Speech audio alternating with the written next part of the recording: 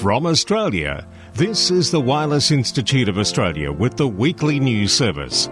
This broadcast is in text, audio and video and is accessed on wia.org.au.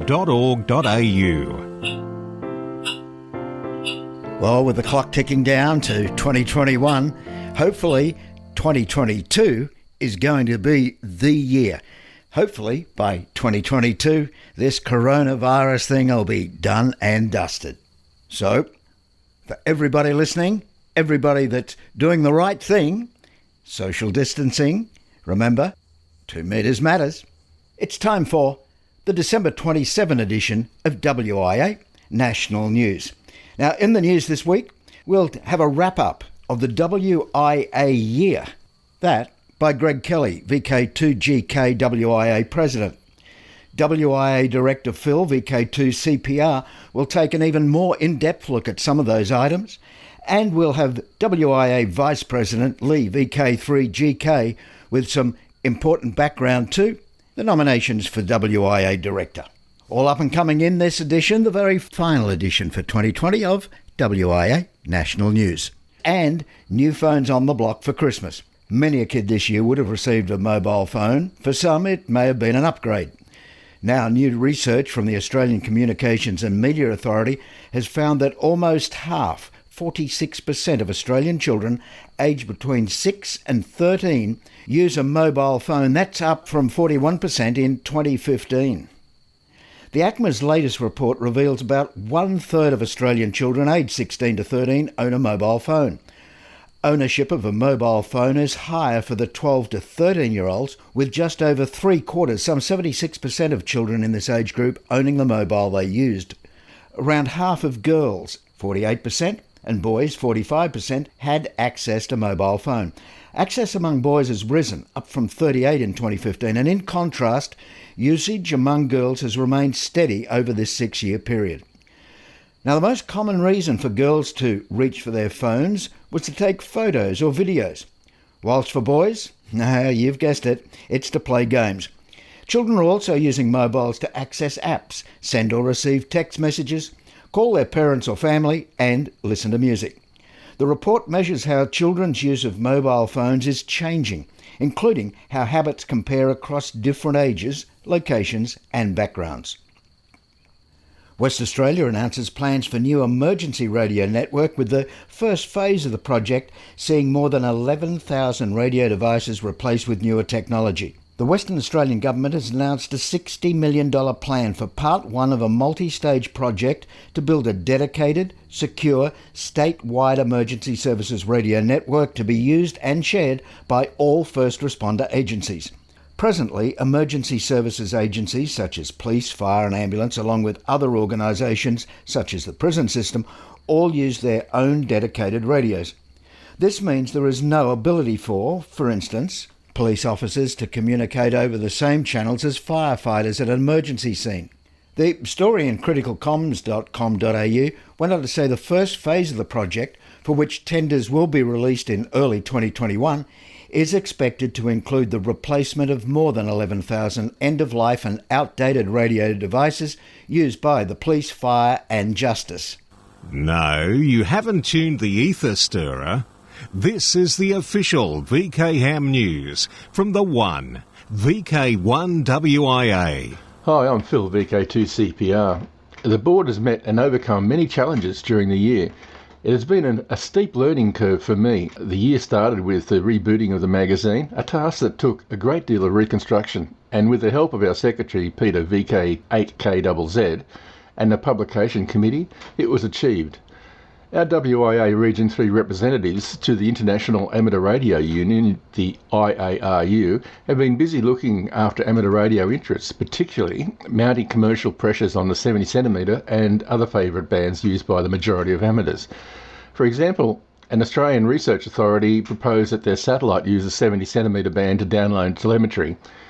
We responded that our condition for the use of this band was that the satellite carries some benefit to amateur operators such as slow scan TV or APRS transponders, and talks are ongoing. As with most technologies, social media is a double-edged sword. And I must say, when I started, there was disquieting social media used by some people bent on anarchy. They provided a barrage of spoof emails purporting to come from other board members, a spoof website, and a stream of targeted emails trying to get a rise. Anyway, all of that has tailed off to zero. Peter Schrader of VK1WIA is working on the WIA social media guidelines document, which will help us wrangle social media. COVID wasn't all bad news for us. The board was successful in obtaining multiple government grants. Also, we constructed our first ever virtual AGM, which worked well. We had to work out the nitty-gritty with the ACIC, the ASIC, to make sure it was all okay. As a testament to the amateurs involved, when the pressure's on, amateurs use their technical expertise to come up with the goods. If you run a business in Australia, you know the cost of ever-escalating insurance premiums. Ever-escalating premiums are caused by a failure of the self-regulation in the insurance industry, the Ombudsman, Mrs. Carnell, said. Mrs. Carnell recommends Australia follow the lead of New Zealand, which has applied a statutory cap on liability and personal injury. Our ZL cousins are way ahead of us in Australia in this respect. Here in VK land, the risk environment for public liability litigation can only change through government intervention. We designed and produced a membership card with the help of Robert Broomhead, VK3DN, who integrated the card into our webpage provider Memnet, and Lee Moyle, VK3GK, who did the legwork linking membership cards with benefits provided by various companies. Memnet supplies the business logic behind our webpage, and we're working with them to introduce a quarterly membership payment option next year. I marvel at our weekly news broadcast. It's world class, and thanks to everybody involved, particularly Graham, VK4BB, who integrates our spoken and written news items into the news broadcast when our turn rolls around. And it rolls around with alarming regularity, for me anyway. Phil, VK2CPR. Good morning. I am Lee Moyle, VK3GK, WIA Vice President. WIA Director nominations. The WIA will soon be calling for nominations for the 2021 half-board election. Directors are elected for a 2-year term, and hence each year approximately half of the board positions are up for nominations. The nomination process closes late January each new year. Forms and instructions will be on the website, plus you will need another member to support your nomination. If you believe you can add value to the WIA, particularly in any one of the areas of marketing, finance, accounting, strategy, commercial management or governance, plus have a passion for the future of amateur radio, then we would like to seriously consider nominating. To continue the now 110-year legacy of the WIA needs you. Also, if you know someone that has these or similar attributes, maybe apply some gentle persuasion. Happy New Year. 7-3 from Lee, VK3GK, WIA Vice President for WIA News. This is the home service of the Wireless Institute of Australia through VK1WIA. Now, international news with Jason, VK2LAW. Hello, we begin this week's news with news from Russia. Russian doomsday planes' radio equipment stolen by thieves. Thieves have stolen electronic equipment from a Russian military aircraft known as a doomsday plane for its role in the country's nuclear arsenal. John Knox, VK4 Fox Juliet Romeo Kilo, reports on what the Russian local media have said. Unknown thieves broke into the Ilyushin 80 at an airfield in the southern region of Rostov.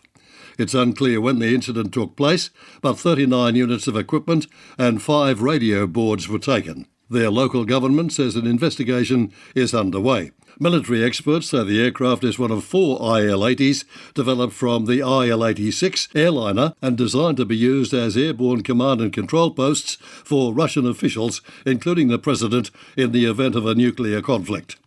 Interfax news agency describes them as Russia's most classified aircraft. I'm John Knox, VK4FJRK.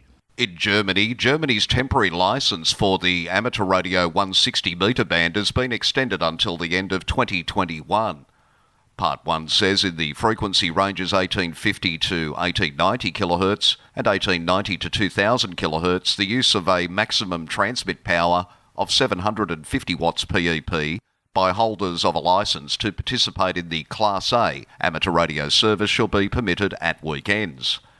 Part 2, in the same ranges, the use of a maximum transmit power of 100 watts PEP by holders of a licence to participate in the Class E amateur radio service at weekends shall be permitted. And Part 3, contest operation is permitted on weekends. To the United Kingdom, the RSGB's Get on the Air for Christmas charity auction has ended with an incredibly generous final bid of £1,025.99.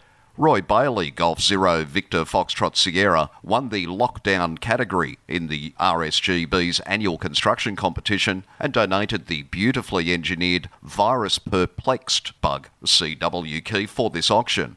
Ellie Orton, Chief Executive of NHS Charities Together, says, "Thank you so much, Roy, for choosing to raise funds for NHS Charities Together in such a unique way.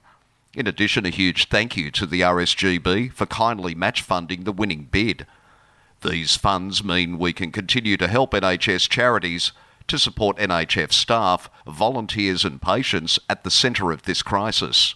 So in all, close to 4,000 Australian dollars raised. Well done, RSGB." To the USA, the coronavirus pandemic has made life difficult for everyone. But on the plus side, however, it's prompted creative solutions to work around the various roadblocks the pandemic has imposed. Volunteer examiners in Oregon, affiliated with the ARRL Volunteer Examiner Coordinator, put their heads together to overcome the adversity and hold a safe and secure exam session.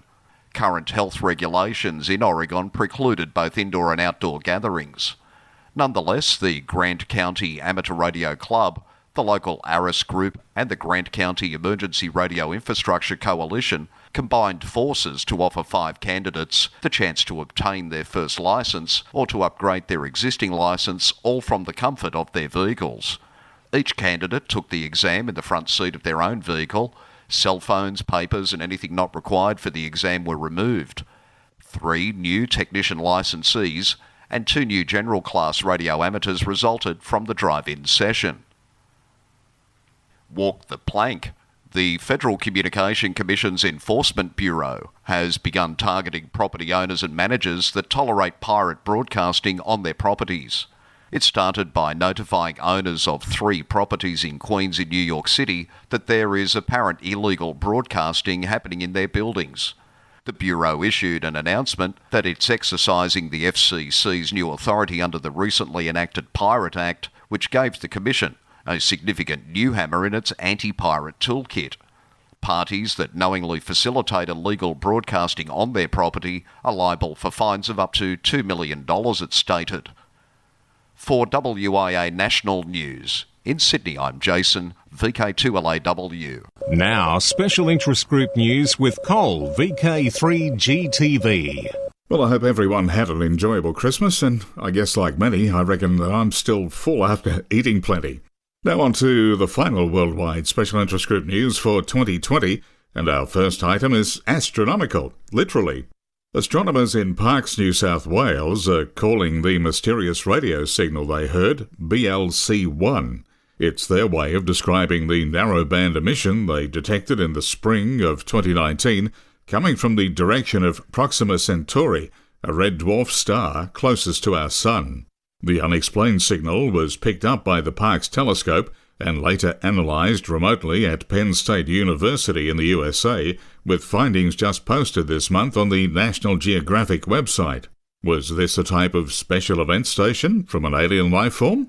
Well, the listeners who received the signal are naturally hoping so. That narrowband reception in VK2 gave them some hope, at least initially. Experts have advised the researchers that there is more likely a rather ordinary terrestrial explanation, since the signal is more akin to what is produced by our very earthbound Wi-Fi, GPS and cellular towers. They've also yet to receive that signal again. Venus and Mars are all right tonight, but Jupiter and Saturn were outstanding for some. Whenever Jupiter and Saturn are in conjunction, that is, when they appear from Earth to be very close together in the sky, it's referred to as a great conjunction, primarily because unlike conjunctions with other bright planets, these two don't get together very often. Many enthusiastic stargazers were out early last week gazing upwards. The last time these two planets appeared so close was on July 16, 1623, when they were only 5 arc minutes apart. So did you miss this heavenly vista? If you happen to be young, you'll get another chance to see the 6 arc minute separation on March 15, 2080. Yes, 2080.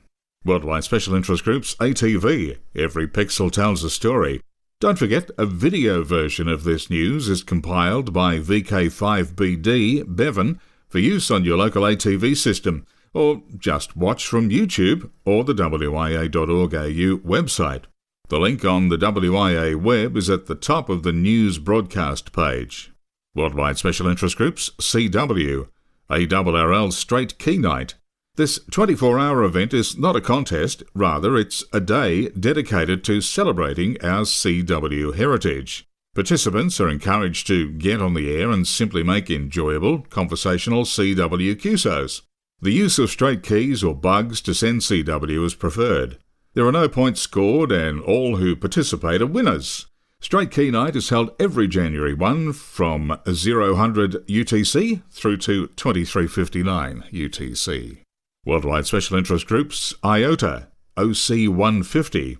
Members connected with Arari are now active as 7C9N from Mataram City in Lombok Island until Thursday, December 31st. Activity will be on various HF bands. QSL route for 7C9N is via HA3JB. Worldwide Special Interest Groups, QRP and Weak Signal Communication, 49th Original QRP Contest. The contest promotes creative or unconventional QRP, like home brewing, or just doing it without your usual luxurious QRO equipment. The dates are the 2nd to 3rd of January 2021 on CW segments of the 80, 40 and 20 metre bands. Your Q to call is QOQRP, i.e. Original QRP. There are 4 categories: VLP, 1 watt out or 2 watts in; QRP, 5 watts out or 10 watts in; MP, 20 watts out or 40 watts in; and no QRO, as it suggests power above 40 watts. Promoting the creative aspects of QRP, the usage of equipment homemade by the operator will be rewarded by 15% bonus of QSO points for a TX or TRX assembled from a kit, and 30% bonus for a unique individual handmade TX or TRX. Worldwide Special Interest Groups, Rescue Radio. WIA New South Wales is a communications support squad of the New South Wales Volunteer Rescue Association. Members are asked to remain prepared for activation, as summer is a time when things seem to go wobbly, sometimes literally. For example, the small earthquake of magnitude 2.1 recorded just some 50 kilometres from Sydney last Sunday the 20th. This trembler was centred 2.8 kilometres south of Menangle, Wollondilly, New South Wales, and was said to be at a depth of just under 3 kilometres. There'll be a remote training exercise on January 9th and 10th, 2021, conducted in small, physically distributed teams, and will include practice of field operations. WIA weekly nets are on Sunday evenings, with the main net at 6 p.m, with a secondary digital voice check-in net at 6:30 p.m. The WIA website is on nsw.wisen.org.au. Worldwide Special Interest Groups, YOTA. In Austria, their telecommunications office has announced young people will be permitted to send a greetings message over amateur radio during certain specified events. These must be messages of insignificant content.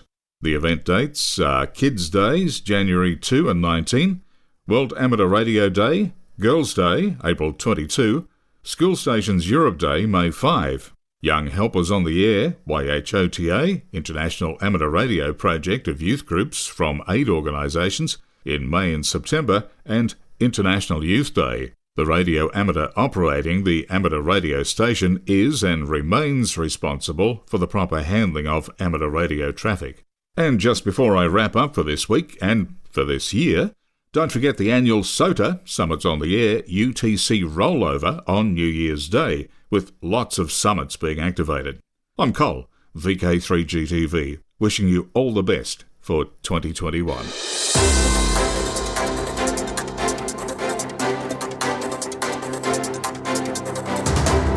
This is the home service of the Wireless Institute of Australia through VK1WIA. Now operational news with Felix, VK4FUQ.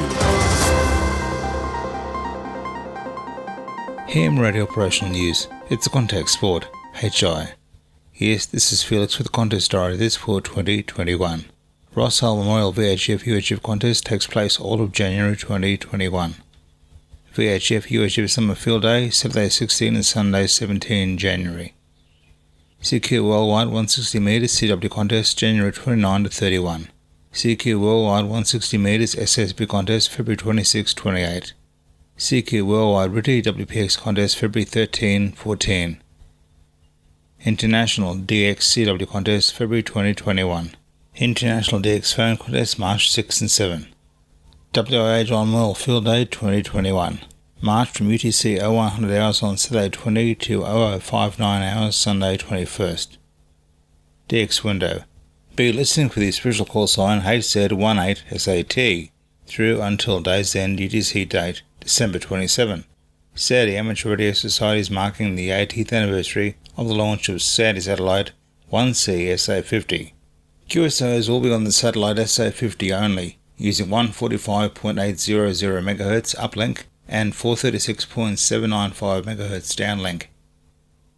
Special event station HF 2021 HNY Poland, now until January 10, celebrates the new year, hence the suffix HNY. Members of the Enigma Club are working on the wireless. Send QSL for the station HF 2021 HNY to SP2 PBM by the Bureau. Slovenia S5. Members of the Radio Club Electron Brzis are QRV with special event station S520 SAFE until January 31, 2021. Supports the Stay Safe campaign and expresses their gratitude to medical staff and care workers. Rotuma 3D2. Tony QRV has 3D2 AG stroke P until mid-January on 160 to 6 metres, including 60 metres, using CW, SSB, RITI and FT8. Well, 2021, here we come. For VK1WIA National News, I'm Felix, VK4FUQ Inningham. Now comes that time in the broadcast where we look at the social scene. And thankfully, with the borders closing from state to state, this coronavirus thing will be done and dusted by 2022. Let's hope so. Okay, TARC will count down the minutes and seconds until 2021, utilising the original talking clock. This on the Townsville VHF repeater, the VK4 PQ All-Star Link and Echo nodes, and the VK4 MSS All-Star Link node. VK4, a late Christmas get-together, December 27 for the VKCC. Also VK4, in the Townsville area at Bluewater, it's the TARC Australia Day Long Week Family Radio Camp. Wyong Field Day, hopefully in one form or another, will still take place Feb 28. March 28, EMDRC's Hamfest. Redfest, April 10. Alara Meet, October 1 through 4. And a new one on our social scene, this one, Rosebud Radio Fest, 9:30am, November 14, 2021.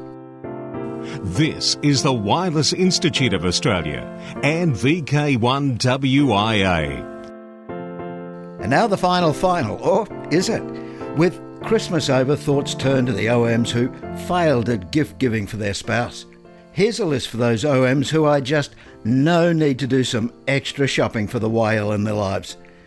It's a list from BusinessInsider.com, a list of the best tech gifts for women that she'd have loved receiving for Christmas, but now it's not too late, guys. Included is a gorgeous piece of smart jewellery, the Leaf Urban and New Leaf Chakra. They make excellent gifts. Not only does smart jewellery look fabulous as a necklace, bracelet or brooch, it also packs a lot of smart features. The Leaf Urban and Chakra can track, wait for it, activity, mindfulness, breathing exercises and sleep patterns. It also doubles as a silent alarm so she'll awaken peacefully each morning. The company also has a New Leaf tracker that has a Swarovski crystal on it. With many more smart ideas, it's certainly worth a peek. This is the home service of the Wireless Institute of Australia through VK1WIA. Wrapping up this week's WIA national news and also wrapping up the news broadcast for this eventful year, let's also look at 2020 from a WIA perspective. This is Greg, VK2GPK, WIA President. Could 2020 have been a more challenging year? The year started in January with extreme drought conditions continuing across most of the Australian continent, plus raging bushfires, many of which have been burning uncontrolled for months across massive areas. Great pools of bushfire smoke engulfed many cities for weeks on end, eventually spreading across to New Zealand. And it was only January. The rest of the year just had to be better. Then in February came the rain, lots of it, and we went from a land of droughts to one of flooding rains. Surely things couldn't get worse, it seemed, but by March end, Australia had closed its international borders as a once-in-100-year pandemic began its first wave. With lockdowns in force, life changed drastically for many. These lockdowns had many impacts on Australians and radio amateurs and the WIA, but not all of these impacts were negative. Sales of amateur gear in Australia were up substantially, more operators were on the air, and many used the time to study for their amateur licence or upgrade, and many learnt to do things remotely just because they had to. The WIA had to cancel its annual Radio and Electronics Conference in Hobart scheduled for May. The WIA annual general meeting, usually held at the same time and venue as the conference, was deferred and then was held as a virtual meeting. This virtual meeting proved very successful, and we will continue with facilitating online participation in our 2021 AGM next year.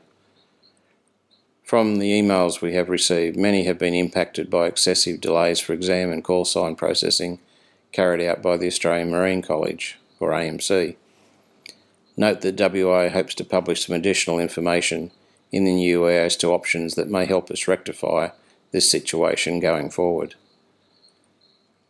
With the New Zealand announcement closing their trial access to 60 metres due to defence objections, the outlook for Australia access looked less than certain.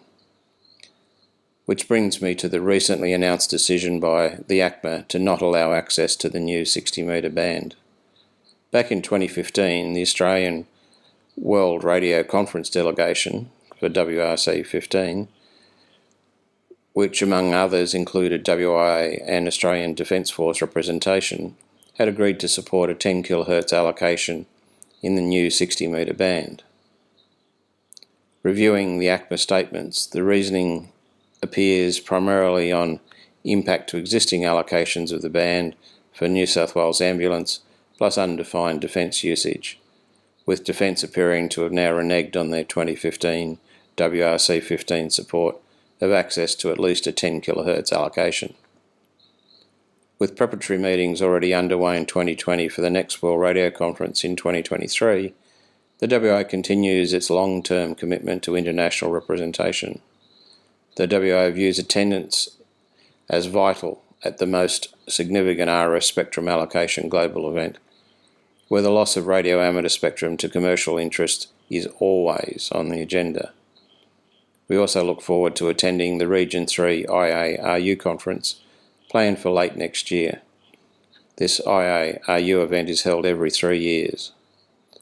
The WIA continues its ongoing support for Australian satellite experimentation and has published a draft satellite policy for member feedback before finalising this document early in the new year.